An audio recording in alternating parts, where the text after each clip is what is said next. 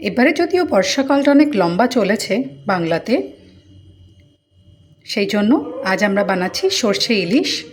এখন প্রায় এপ্রিল মাসের থেকেই শুরু হয়ে যায় ইলিশ আসা, আর এবারে তো আমরা সেপ্টেম্বরেও ইলিশ খেয়েছি এবং খাচ্ছি, তাই জন্য আজকে আমি সর্ষে ইলিশের রেসিপিটা দেখাবো। এই 5 পিস মাছ নুন হলুদ দিয়ে ম্যারিনেট করে রেখে দিয়েছিলাম। এবার কড়ায় সর্ষের তেল দেব। 5 পিস মাছের জন্য আমি 2 পলা সর্ষের তেল নিয়েছি। একটু গরম হলেই ওর মধ্যে আমি কালো জিরে আর কাঁচা লঙ্কা ফোড়ন দিয়ে দেব। 1/2 চা চামচ কালো জিরে আর 2টো কাঁচা লঙ্কা চিড়ে দেব। দিয়ে দিলাম 2টো কাঁচা লঙ্কা। এবার এর মধ্যে আমি আস্তে আস্তে দেব 1 চামচ হলুদ গুঁড়ো, 1 চামচ শুকনো লঙ্কা লাল কাশ্মীরি লাল মির্চ গুঁড়ো। মশলাটা নেড়ে একটু মিক্স করে নিয়েছি।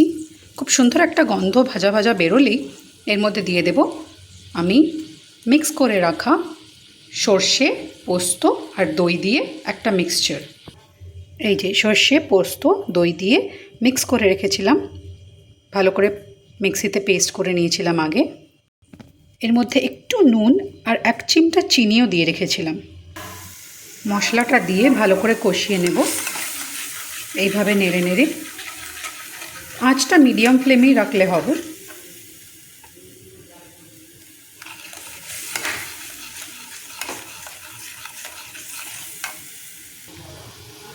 মশলাটা 1 থেকে 2 মিনিট কষা হয়ে গেলে ওর মধ্যে কাঁচা মাছগুলোই আমি আস্তে আস্তে সাজিয়ে দেব।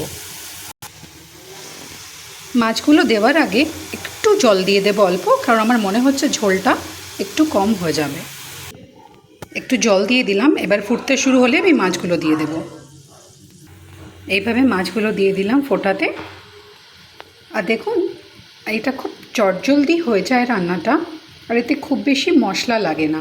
আর সবথেকে ভালো জিনিস যেটা আমি ভয় পাই মাছ ভাজতে তেল ফুটে উঠবে, সেই মাছটা ভাজতে হয় না। তাই খুব ইজিলি এই রান্নাটা খুব জলদি করে ফেলতে পারি। এইভাবে আমি মাছগুলো ফুটতে দিয়েছি। একবার দেখবো আমি মাছগুলো সেদ্ধ হয়েছে কিনা। যদি না হয়ে থাকে তাহলে আরেকবার দেব, যদি হয়ে গিয়ে থাকে তাহলে আমি বন্ধ করে দেব।